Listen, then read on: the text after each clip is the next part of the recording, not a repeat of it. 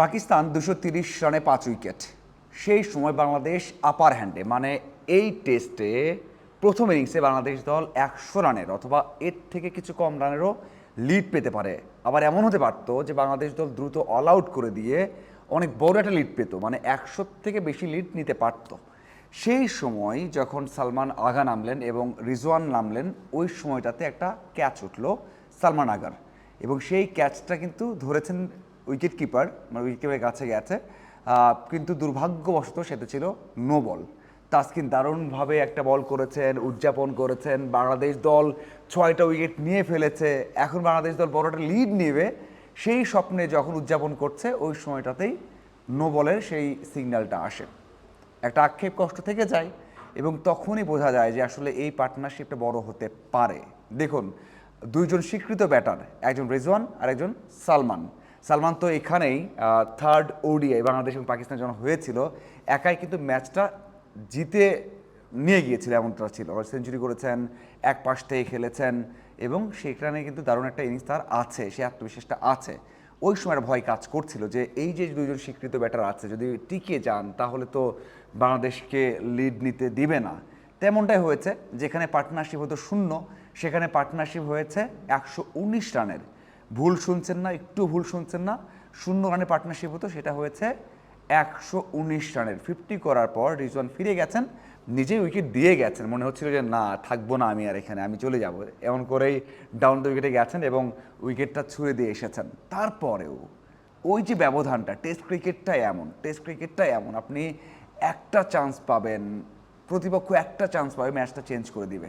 মানে 119 রান পুরো দল করতে পারতো কি না ওখান থেকে, সেখানে একটা পার্টনারশিপও হয়ে গেছে। এরপরে কি হবে, যদিও বৃষ্টি শুরু হয়েছে যখন রিজওয়ান আউট হয়ে গেছেন এরপরে, সেটা পরের বিষয়। বাট এই জায়গাতে আমার একটা যে বিষয়টা না বললেই নয়, আমি বাংলাদেশের দুজনকে ভিডিও বানিয়েছিলাম লিটন এবং মিরাজকে নিয়ে। 5 উইকেট যাওয়ার পর মিরাজ নামেন, ওই যে একটা পার্টনারশিপ বড় হতে পারে, সেটা কিন্তু বাংলাদেশকে করতে পারেনি। মানে ওই জায়গাটাই ডিফারেন্স।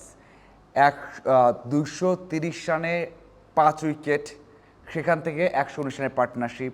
বাংলাদেশ 338 রানে 4 উইকেট, সেখান থেকে রান করেছে 413। মানে ওই জায়গাটা কতটা গুরুত্বপূর্ণ, আমি এর আগের দিনেও বলেছি যে ওই জায়গাটা কতটা গুরুত্বপূর্ণ, বিশেষ করে এমন ব্যাটিং উইকেটে, সেটা আসলে বাংলাদেশ দলকে বুঝতে বেশি সময় লাগলো না, মাত্র একটা দিন লেগেছে, মাত্র কয়েকটা ওভার লেগেছে, যেটা কিন্তু রিজওয়ান এবং সালমান আগা খুব দারুণভাবে বুঝিয়ে দিয়েছেন।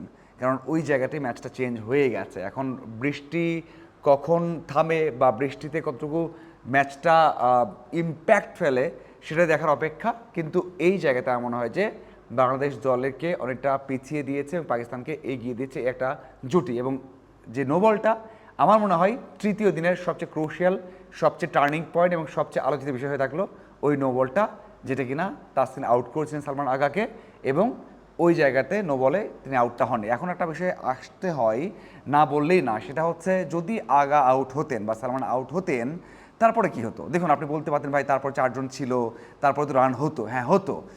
টেস্টে কি হয়, যখন একজন ব্যাট করেন তখন একজন যখন মানে অনেক রান করার চেষ্টা করেন, মানে টি-20 মতো করে, যেটা তাসকিন এবং রানা করেছেন।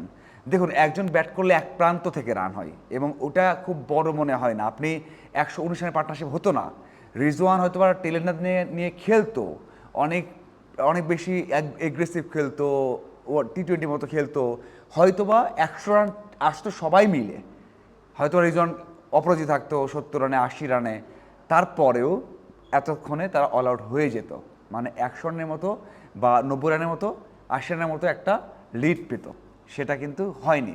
দুর্ভাগ্য, এমনটা নয় যে ইচ্ছা করে করেছেন, এমনটা নয় যে ইচ্ছে ক্যাচ ছেড়েছেন, দুর্ভাগ্য। তবে একটা নোবল পুরো ম্যাচের চিত্র পরিবর্তন করে দিয়েছে।